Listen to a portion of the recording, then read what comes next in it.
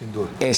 Una pregunta que te quiero hacer es que, ya lo mencionaste, pero lo hemos platicado mucho más a fondo acerca de la importancia de que un líder desarrolle la habilidad de lectura.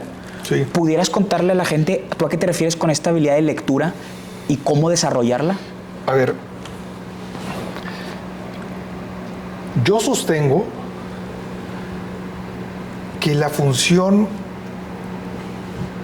la voy a tratar de sintetizar, más importante de los ejecutivos es su capacidad de resolver problemas. Okay. Algunos dirán, no, la visión del negocio. La visión es un problema de definir una ruta. No sé qué ruta, define una visión, resuelve un problema. Pero finalmente es resolver problemas. Problemas de participación de mercado, problemas de competidores, problemas de rentabilidad. Siempre es un tema que requiere una solución, una propuesta. Eso es todo lo que hacemos. Mientras más complejos los problemas, como la negociación de un sindicato, la reestructuración de un negocio, la expansión de un negocio. Imagínate, voy a expandir. ¿Qué implica eso? Un chorro de problemas. ¿Hacia dónde me expando? ¿Cómo voy a expandir? ¿Qué voy a encontrar? ¿Qué resistencia voy a encontrar en el camino? ¿Cuántos recursos requiero? ¿Quiénes son los líderes? Son problemas que hay que ir resolviendo todo el tiempo. Bueno, lo que hacemos es resolver problemas. Si los compradores compraran sin ningún esfuerzo del de ventas, si el equipo de trabajo hiciera todo lo que se le pide a la primera, si la producción siempre fuera plana, medible, fácilmente pronosticar, si los camiones llegaran a tiempo, si no hubiera tráfico, no necesitas ejecutivos. Le picas un botón y todo saldría. Como el mundo es muy imperfecto, hay que sortear una serie de cosas y por eso hay ejecutivos. Bueno, para resolver problemas, la habilidad más importante del ejecutivo es su capacidad de lectura. Bien. ¿Qué es la lectura? Es tu capacidad de observar el entorno, al equipo. Hablamos de la conciencia. Sí. Necesitas estar consciente para poder tener este fenómeno de percatación. Y de la percatación, la atención. Percato en amplio. Pongo mi atención en los elementos importantes. Y de ahí viene la cognición, el aprendizaje. Y a partir de ahí se van desarrollando una serie de procesos sensacionales. Pero el ejecutivo construye el negocio desde lo que lee. Bien. Si te equivocas en la lectura, tomas malas decisiones. Por eso hay que documentarnos bien. Por eso hoy, más que nunca, necesitas tener un equipo multidisciplinario. La voz de una mujer, la voz de un hombre, la voz de una persona de mayor edad, la voz de los jóvenes, porque eso te permite tener una lectura radial sobre cualquier fenómeno que tengas enfrente. Mientras mejores lecturas, mejores decisiones. Hay algo que sesga no solo la lectura y no solo la solución de problemas, las problemáticas. También es un tema muy interesante que estudiamos en semiología de la vida cotidiana. Habla de las problemáticas. ¿Cuál es la diferencia entre problema y problemática?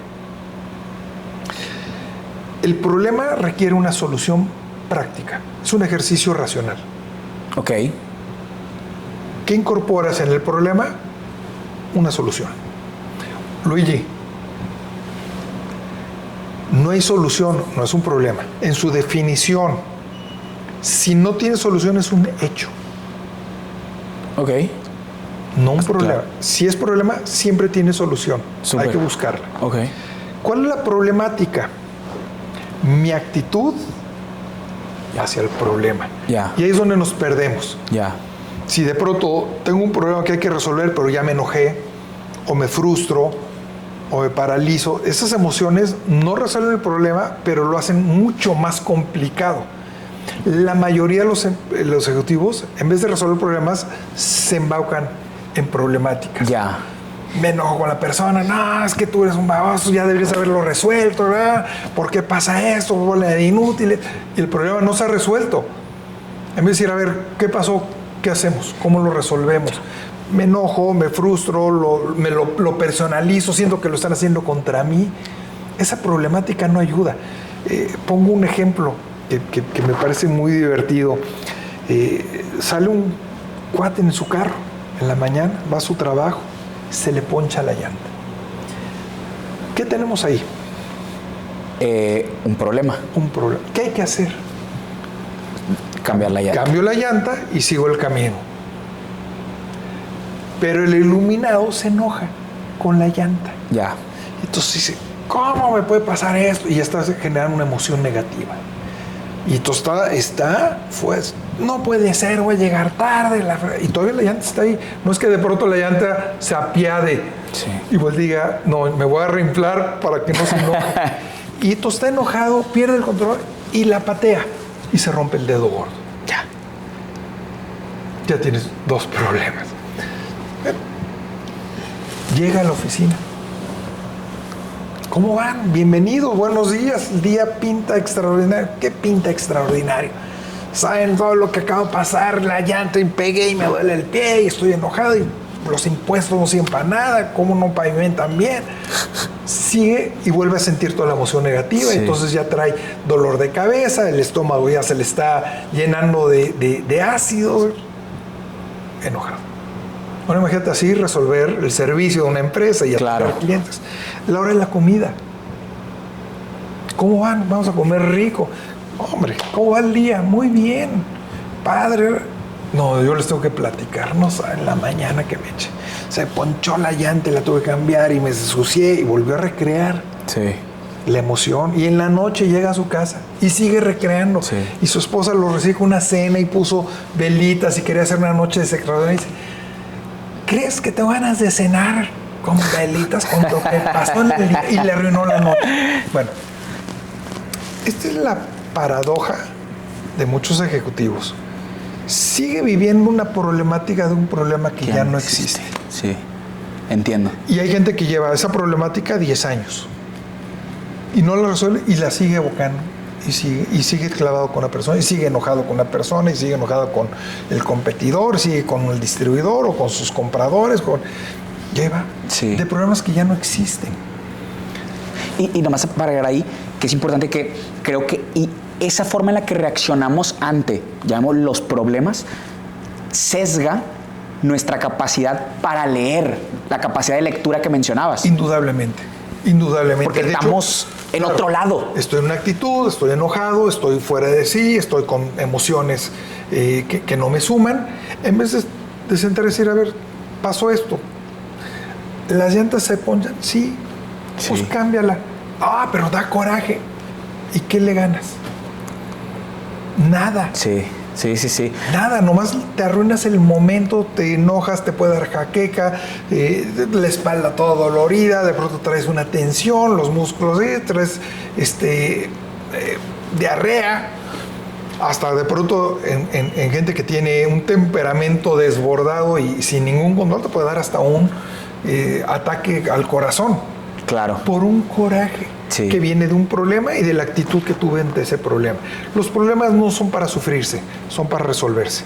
Súper. Fíjate que hay cuando yo, mi mentor, Gabriel Nosovich, cuando yo me estaba formando con él, una parte de la formación que nos daba es que él nos decía que previo a entrar a un salón a dar un entrenamiento, él nos enseñaba a hacer como le llamamos grounding, que es como un espacio para que nosotros nos podamos enraizar en lo que viene, en este momento.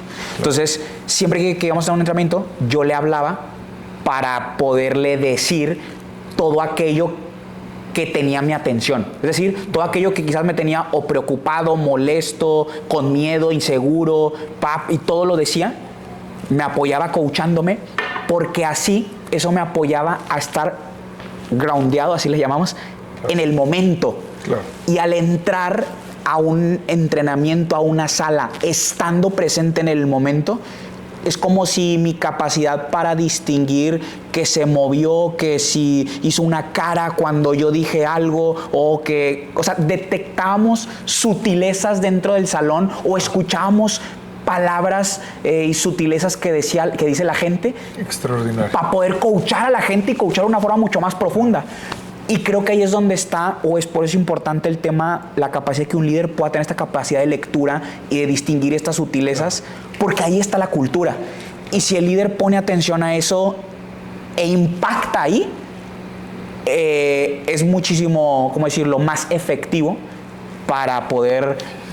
Lo hacen empresas poderosísimas, no changarritos, empresas poderosas japonesas, que antes de arrancar el día hacen ejercicio.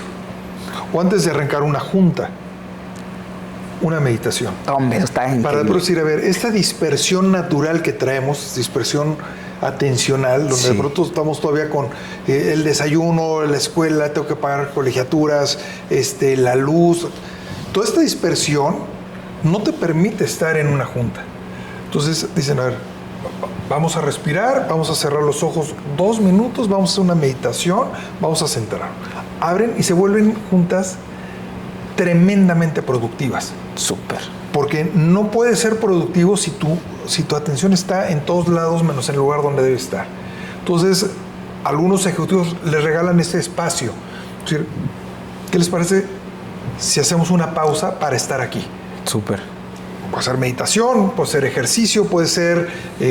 hablamos 2 minutos para centrarnos en el tema que por lo cual estamos aquí, y eso hace que tu productividad suba. 100%. Y de hecho me gustaría agregar ahí 2 cosas. Una, porque era lo que decías al principio del podcast, donde los dueños de negocio, decías, los líderes piensan que todo este tema de la conciencia y que la meditación es un tema espiritual y que no tiene nada que ver con esto. Y aquí vemos cómo es una combinación perfecta para estar presente. Sí. Y otra cosa, con lo que me dijiste ahorita de los chinos y esta práctica de meditación, te ha platicado que el Phil Jackson, el coach de los Chicago Bulls, que dirigió el equipo de Michael Jordan, él parte de una práctica para transformar la cultura de los Bulls a una como de conexión entre ellos. Es que él los puso a meditar a los jugadores. Interesante. Y estos como los jugadores macho alfa de la NBA y todo eso, él utilizó esta técnica muy disruptiva. Y él decía que lo hacía para 2 cosas. Una es porque al meditar, obviamente, lo que platicamos, está la capacidad de estar presente y ellos podían detectar sutilezas a la hora de estar en la cancha que los otros jugadores no percibían por estar pensando en otra cosa. Claro. Y número 2, decía también que había un momento en la meditación donde era como si la respiración se alineara al mismo tiempo la de todo el equipo. Qué interesante. Y entonces él decía que el fenómeno que terminaba ocurriendo es que se volvía una sola respiración y una mente. Claro. Y era como un trabajo de conexión entre los jugadores. Indudablemente. Lo hemos visto incluso hay muchas formas. Fíjate, por ejemplo, estos retiros que hacen las empresas, de pronto de aventura, se van a los rápidos, a remar y hacer una serie de ejercicios para después armar el plan estratégico. Que es una cosa decir, vamos a centrarnos en una sola. Vamos a sacar, y entonces hacen el retiro, hacen ejercicios, de pronto ejercicios de destreza, hay gente que de pronto hace rappel, y entonces estas actividades que te exigen tanto, que si estás haciendo rappel y estás pensando en si habrás hecho la compra del súper o no, te caes. Estás ahí viendo la cuerda y pensando cada paso que estás dando, y tú estás viviendo un momento de presencia. Terminas y dices, wow. Y de pronto pasas a la sala y empiezas a hacer planes estratégicos, por ejemplo. Todo tiene esa razón. El otro día veía al Checo Pérez, cómo se preparaba antes de la carrera, minutos antes. Sí.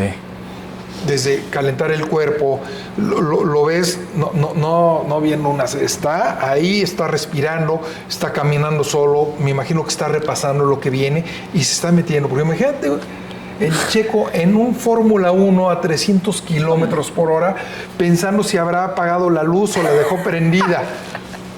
No puede ser. Sí. Está ahí. Sí. Concentración total, y eso le permite hacer cosas sensacionales, y va a una velocidad y está ahí. Y termina y se vuelve a incorporar a otra actividad. Pero mientras está ahí, está concentrado y está viendo y está midiendo los signos vitales del carro y está hablando y está 100% concentrado. Si puedes lograr ese nivel de concentración, de foco en la organización, en cada actividad que tienes, no, hombre, los resultados serían formidables. Oye, luego, por ejemplo, ¿tú qué relación crees que tiene tu capacidad para leer y distinguir estas sutilezas con lo que decíamos al principio, ser muy consciente acerca de mí mismo? Fundamental, porque esta lectura de entrada trae el sesgo propio. Bien, sí, O sea, sí. Cuando de pronto estás tú llegando, pero lo primero que tienes que leer es cómo estoy yo, cómo llego, cómo llego. Es momento de hablar o es un momento de decir, a ver, tómate unos minutos, porque vienes alterado, vienes con algún enojo, alguna frustración. ¿Cómo estás tú?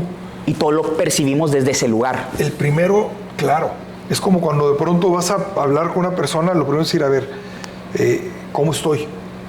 Porque si no estoy en mi 100, por lo menos un 90 decoroso, quizá no es momento de hablar de un tema importante. Sí. Por eso digo, es un laboratorio de vida. Sí. Igual cuando vas a hablar con tu pareja de un tema crítico, pero a veces hablamos con unas copas o desmañanados o en medio de un partido de fútbol. El contexto es importantísimo. Sí. Buscar el contexto, decir, oye, tenemos que hablar de esto, pero si quiero hablar contigo en medio de un evento, pues no es la condición correcta. O enojado. Dice mucha gente que no hay que irse dormidos enojados. Sí. Yo digo que si estás enojado es un mal lugar para poder negociar y arreglar. A veces dormirte, aunque estés enojado, te permite darle dimensión a las cosas y perspectiva. Y en la mañana, con todo el amor, decir, oye, necesitamos hablar de esto. Es importante. Pero hablas desde otro lugar, desde un cuerpo relajado. Por eso yo digo, no resuelvan embroncados, porque entonces pronto te calientas, te conectas con tus suprarrenales y avientas, y después dices, hice todo lo que no quería y rompí una relación porque estaba prendido.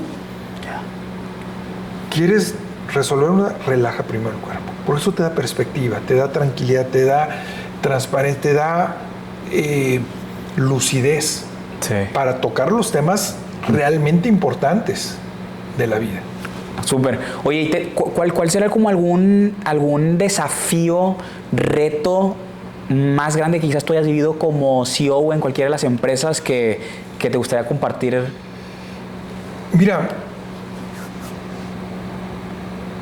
he tenido muchísimas experiencias de todo índole, pero si las resumo es un poco, y tratando de sintetizar esta charla, creo que el reto diario es estar presente. Ok. Poder ver los programas como lo que son, ¿no? Oportunidades de crecer. No engancharme con los problemas. Ese es un gran reto siempre. El reto de, independientemente del estímulo, poder escoger la mejor respuesta. A veces avientan la respuesta en automático. De pronto frenar la respuesta instintiva, decir, me voy con todo y decir, ok, de esta puedo dar 15 soluciones. ¿Cuál es la mejor solución? ¿Cuál es la mejor respuesta ante la vida? Ese creo que es el reto permanente. Es tratar en toda la medida posible estar consciente del momento que estás viviendo. Bien. Desde ahí creo que se puede construir cosas bien interesantes. La conciencia implica no solo dar la mejor respuesta, sino que en la respuesta asumas la consecuencia de esa decisión que acabas de tomar. Ya. Porque a veces tomamos decisiones pero no las asumimos. Entiendo. Asumir es bien importante, ¿no? Tomo decisiones y asumo las consecuencias. Y para hacer eso, una buena lectura. Y para una buena lectura, la conciencia, estar presente, estar leyendo. Ese creo que es el reto permanente, no de la empresa, de la vida. Buenísimo. Sí, 100%, 100%. Oye, te iba a hacer otras preguntas. Tengo unas preguntas de unos líderes que yo les dije, por favor, voy a estar aquí contigo, y que me dijeron que te hiciera estas preguntas. Y me preguntaban, ¿cómo elegir o reclutar a tus gerentes o ejecutivos de primer nivel los que te reportan directo, ¿qué aspectos debo tomar en cuenta para elegir? Excelente pregunta. Déjame hacer un preámbulo. Me parece que una de las actividades que más definen el futuro de una organización es el proceso de selección. Bien, ok, sí, en ese sentido. Y creo que es uno de los procesos que menos conocemos. Ok. Ejecutivos muy talentosos que de pronto entrevistan y la entrevista es, pues platícame de ti. Y no, o sea, la entrevista se estructura, se prepara, tiene un propósito. Hay elementos que para ti son importantes determinar si están o no están en la entrevista. Prepararte en aprender a hacer las preguntas correctas es un arte. Sí. Es algo que yo invitaría a todos los ejecutivos a dedicarle tiempo, porque es la selección más definitoria del éxito futuro. Sí. ¿Qué busco en términos generales para darte una respuesta? Mayoritariamente, claro, veo si tiene algunos elementos básicos de conocimiento para la función que va a desempeñar, ¿no? Ok. Esto es importante. Pero sobre todo trato de ver la actitud que trae la persona, su nivel de compromiso que trae a la persona. Y trato de ver el fit de sus valores con los valores de la compañía. Súper. Esto es importantísimo. Y eso también tiene que ver con tu habilidad para leer, de lectura. Y trato de leer a la persona, cómo se sienta, cómo habla, cómo son sus respuestas. Trato de ver si me está mintiendo o no. Pongo preguntas a lo largo que de pronto están encontradas. Es un tema central del ejercicio empresarial, la entrevista. De pronto hay algunas que hago como de filtro. Okay. Por ejemplo, generalmente siempre pregunto que me digan todo lo que saben de la empresa o todo lo que saben de mí. Si es una persona que quiere ese trabajo, pensemos que lo quieres como si fuera el tema más importante de tu vida, que es importante en tu vida. Y llegas y no sabes ni a quién te va a entrevistar, no sabes nada de la empresa, nomás te presentas, eso le quita muchos puntos en el mundo, y más si es un ejecutivo top. Su capacidad de reaccionar. Me fijo muy poco en el currículum. Entiendo. Trato de ver cómo reacciona cuando le meto presión. Súper. Cómo responde cuando algo no lo sabe. Si de pronto hay contradicción. Lo voy entrevistando desde cuando llega a la oficina y estoy viendo ahí desde lejos cómo saluda a la recepción, cómo entra.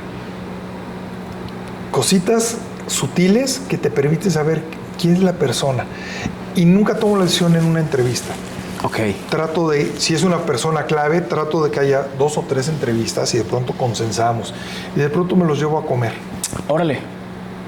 Y digo, a ver, ¿cómo vive? ¿Cómo trata a un mesero? Y ahí estás leyendo a la persona. Porque sí creo que una vez que contratas a una persona, tienes un nivel de responsabilidad alto sobre la persona que contrataste. Y es como una familia, aunque pareciera que no. Pero vives con este equipo. Entonces asegúrate que vas a tener a la persona que comparta por lo menos una cosmovisión. Bien. Y eso habla muchísimo. Pero no son procesos rápidos. La mayoría es, no, se ve bueno, y lo contratan. Sí. Y después sale mal y lo corren. Y dices, hijo, el tiempo que pierdes, el tiempo que le haces perder a la otra persona, lo que le hace al clima laboral, la salida de equipo. Porque hiciste una contratación de una entrevista de media hora, 1 hora, y además desestructurada. Sí creo que ese es un tema central en la actividad de un ejecutivo. Súper. Y creo también como que la persona, o sea, como líder tengas claro tu visión de hacia dónde quieres ir y asegurarte en este proceso de que esa persona esté alineada a ir a esa visión. Claro. Hay que dedicarle tiempo a preparar una entrevista. Y algo también para que hemos visto, ahora sí, bueno, por ejemplo, en el área de recursos humanos, que muchas veces los líderes no se encargan de comunicar esta visión de lo que buscan a recursos humanos y se contrata. ¿Sabes qué pasa? Por llenar. Que también el proceso en muchos casos es mecánico. Sí. O sea, hacemos cosas en forma automática. Entonces, por ejemplo, yo veo las pruebas psicométricas, ¿no? Sí. Vamos, la más básica, la Cleaver. Y entonces vas viendo su nivel de influencia, su drive, apego a normas. Y si sale alto, dices, este está bueno. Si sale bajo, este no. Y de pronto dices, a ver, esta prueba, ¿cómo se correlaciona al perfil? Y vas viendo que el perfil no está hecho a las pruebas que haces. Haces pruebas y haces un perfil. Y no son los mismos reactivos. Ya. Y entonces parece que la prueba siempre la leo de la misma manera, independiente del perfil. Y entonces yo digo, ok, ¿qué pruebas tengo? Pues contra eso hago por lo menos esta parte del perfil, que no es el 100% de la entrevista, pero te da mucha información.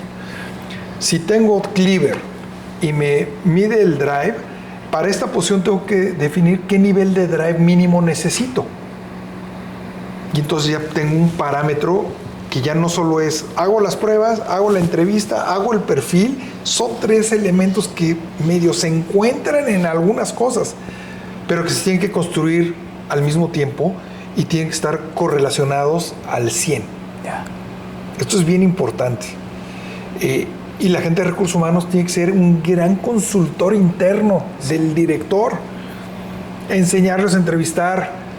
En algunos casos yo digo, acompaña, observa y dale retroalimentación al ejecutivo y decir, hiciste estas preguntas, aquí, esto para qué era, y que le den retroalimentación para que entonces se desarrolle la competencia. Súper.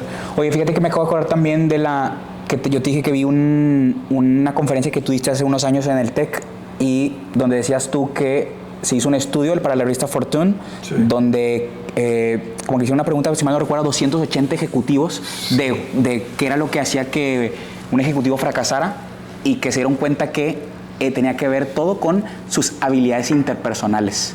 Sí. Cuéntame de eso, porque igual, o sea, creo que todo lo que estamos hablando tiene que ver con un tema interpersonal. Sin embargo, en mi experiencia sí, o sea, creo que no solamente ejecutivos, sino como seres humanos, no nos dedicamos a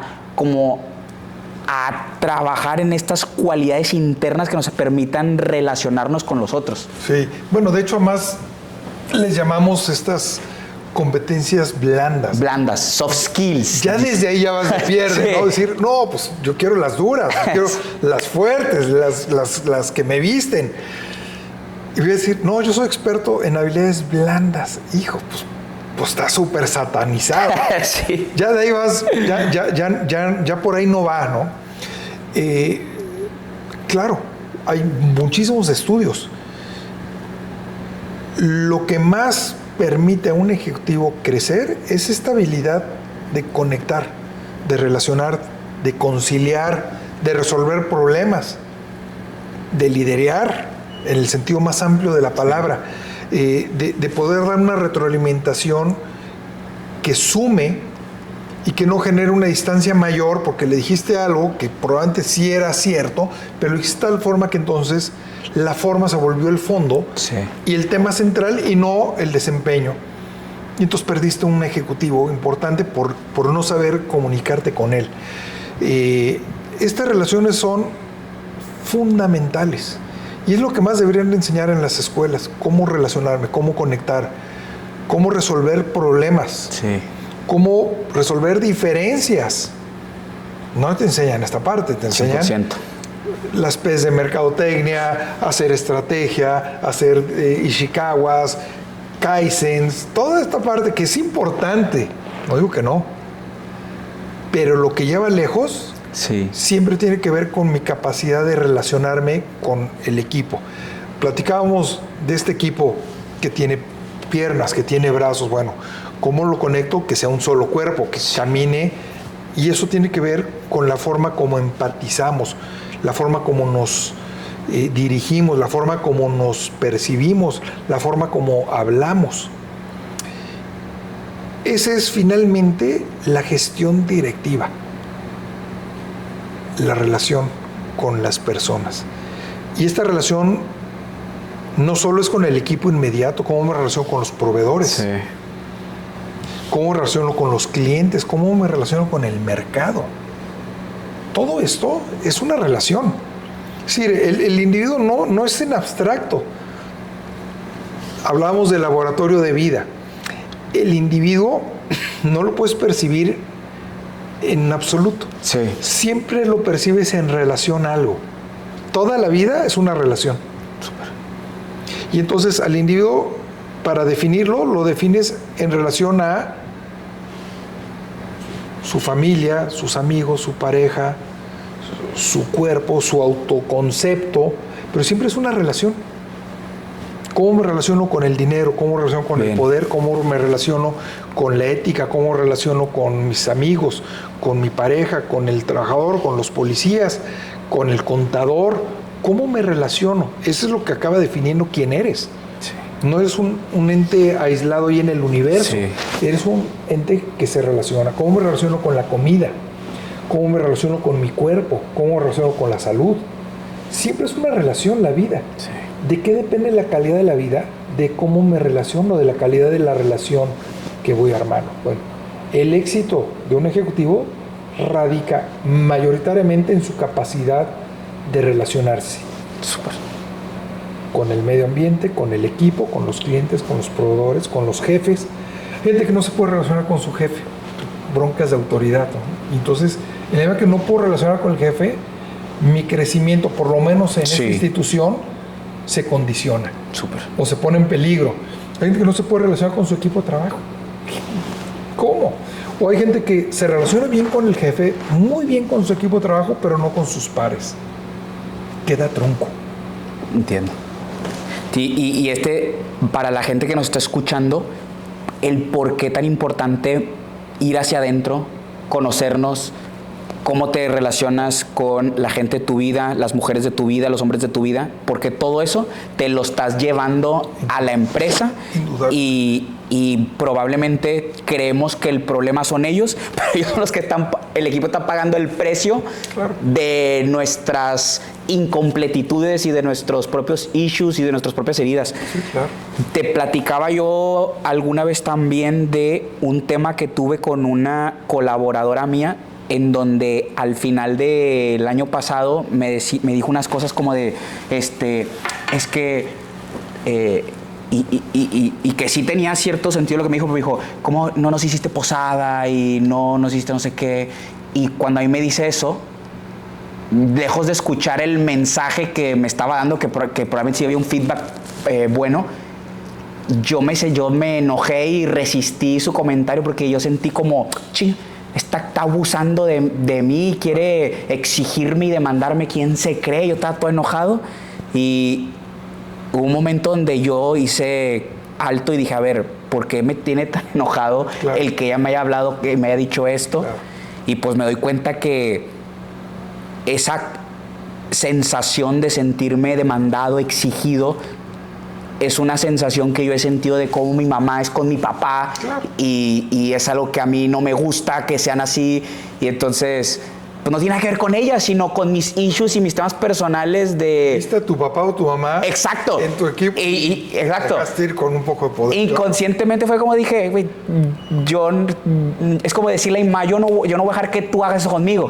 Pero no es mi mamá, es mi colaboradora. Y por eso creo que es crucial que hagamos este trabajo y esta chamba de ir hacia adentro, de conocernos, porque o puede ser nuestro mayor limitante o nuestra mayor virtud y nuestro mayor potencial. Pero fíjate, si se encuentran a la mitad, porque no solo tú reaccionaste desde un condicionamiento, y además reaccionaste lejos de leer al colaborador, tratar de entenderse, a ver, ¿de dónde viene? ¿Cómo manejo esta situación? Reaccionas desde un enojo. Y también ella. Claro. ¿Cómo nos encontramos a la mitad? Porque un colaborador, hasta para poder exigir, puede construir o destruir. Sí. Si vengo reclamándote pues esa relación, lejos de que me acerque más, me aleja. Muy diferente decir, oye, no hubo esta fiesta, es súper padre, ¿por qué no fue? Déjame primero entiendo, antes de hacer el juicio. Sabes que me hubiera encantado, pero se me acabó la lana, lo que tú quieras. Ella también pudo haber construido una relación si estuviera consciente. Claro. Que desde el reclamo, probablemente, lejos de que esto anime la relación, pues la aleja. Separa, sí. Y se pierde una oportunidad de entender. O sea, en vez de tratar de preguntar para comprender, hablo para emitir mi juicio. Claro. Para vertir mi enojo, para proyectar una insatisfacción. Y entonces la aviento. Y si el jefe es medio colérico, vale que sí. Entonces ya le pone el ojo. Sí. Y no lo dicen, pero después a la primera de cambio, en su cabecita está guardado decir, esta no es la persona que quiero. Y a la primera, vamos, no, la acabas quitando. Y fue por un mal comentario. Claro. Pues ¿cómo nos encontramos a la mitad? ¿No? Hay mucho que trabajar en las empresas. 100%. Hacia abajo y hacia arriba y hacia el medio. Y hacia adentro. Claro, pero como por personas. supuesto. Sí, fíjate que lo que me ha gustado mucho de esta conversación es que hemos hablado creo que un 90% de un tema interno, de todos estos factores humanos que proyectamos en la empresa, más allá de las estrategias. Pero para cerrar, a mí me gustaría hacerte una pregunta y es, me gustaría saber cómo es que tú tuviste, ¿cómo decirlo? Como este despertar para darte cuenta de cómo el factor humano es tan importante dentro del mundo empresarial. ¿Hubo algo que ocurrió o cómo es que desarrollaste esta conciencia? Porque tuviste tus certificaciones, tus formaciones en semiología, en coaching ontológico. Me imagino que lo tomaste para poder, ¿cómo decirlo? Como acompañar todo esto. No sé, platícanos un poquito eso. Me hubiera gustado aprenderlo en un buen libro. Porque un coach me hubiera dicho, ahórrate todo este tramo. El reconocer esto implica que fui muy consciente de muchos errores. Que no importa si eres director general de empresas grandes, también los directores nos equivocamos y el problema es que además tus equivocaciones tienen un peso importante por la autoridad o el poder que puedes tener en ciertas posiciones de una empresa. Y todo esto que hoy platicamos de las relaciones, del factor humano, de la cultura organizacional, fueron cosas que fui aprendiendo sobre la práctica y en muchos casos, y me da siempre mucha pena, haciendo mal las cosas, pero siendo consciente de decir, no, aquí me estoy equivocando, esto no está ayudando, veo el equipo apagado, veo el equipo poco comprometido y por lo tanto soy la causa que está generando esta insatisfacción. Y a veces pude arreglar y en muchos casos no pude arreglar. Y hoy lo observo y digo, bueno, por lo menos voy a tratar de, si hice un daño, tratar de corregirlo y pedirle disculpa y hacerme cargo.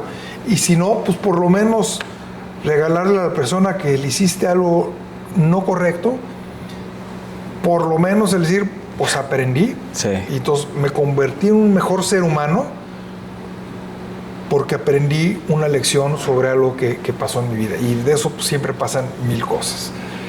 Pero es un lugar donde aprendes. Súper. Y de ahí construyo. Y de ahí trato de compartir. Y hoy, probablemente uno de los motivos de haber fundado esta consultora de negocios que tengo es tratar de llevar muchas experiencias a las empresas para decir si hay otra forma, por lo menos consideren estos elementos, si es importante la conciencia, si es importante separar problemas de problemáticas, si es importante cómo llegas, si es importante el ser y cómo está el ser en una empresa. Super. Y entender que la empresa es una proyección de lo que pasa en tu vida. Buenísimo. Y entonces llevar todo esto al seno de la organización hoy es una forma de regresar muchas de las cosas que la vida me ha dado. Y ahí estamos. Buenísimo, buenísimo. Yo creo que, yo te voy a decir algo, la verdad, creo que es algo que por lo que hicimos match y creo que generar eso, llegar a hacer eso, a llevar eso dentro de una empresa y crear esta conciencia, creo que es ¿cómo decirlo? Es lo más poderoso, valioso que puede hacer un líder, porque si hacemos esto, vamos a crear empresas conscientes y empresas que generen un impacto positivo en el mundo social y que podamos llegar a transformar nuestro mundo, nuestro país, a un mundo mejor, a través de simplemente que nosotros como líderes creemos conciencia y que así eso lo bajemos a nuestra gente. Y déjame agregar, y coincido, pero además en forma competitiva, en forma rentable, en forma también que no esté peleado, porque a veces creemos que la empresa humana es una empresa de beneficencia, o que es una empresa que no está buscando resultados, es una empresa donde no pasa nada. No son elementos, aunque a veces parecen excluyentes, hay que conciliarlos. Sí puede ser muy productivo y ser humano. Es más, yo sostengo que desde esa perspectiva puede ser muchísimo más productivo. 100%. Mucho más rentable. 100%. Mucho más competitivo. Generar más market share, crecer, expandirte, consolidarte, repartir valor, construir valor. Valor para los socios, valor para el equipo de trabajo, ganar más dinero. Sí. O sea, yo no estoy peleado con este tema del dinero, al revés, creo que es una medida que representa qué tanto valor estoy construyendo. 100%. Entonces, para cerrar esta charla, que te agradezco muchísimo, poder conciliar a las personas, al ser humano, con la práctica económica, la práctica empresarial, y que no haya un abismo entre estos dos, sino que podamos conectar estos dos mundos. Los resultados son extraordinarios. 100%, 100%. Para cerrar, lo que me gustaría es invitar a la gente que nos escucha a que se den la vuelta a Enrique Thomas, de aquí de Plaza Arboleda, a que vayan a comer en el restaurante de mi amigo Luigi. La verdad creo que es un lugar a todo dar, para relajar, para conectar, para platicar. De filosofía. Exacto. Ahí los esperamos. Y cualquier persona que requiera consultoría, que es el negocio más importante que de usted, tenemos, sí, cierto. Acercarse, nos encanta platicar, me encanta por lo menos hacer un diagnóstico de las empresas que no cobramos, para producir.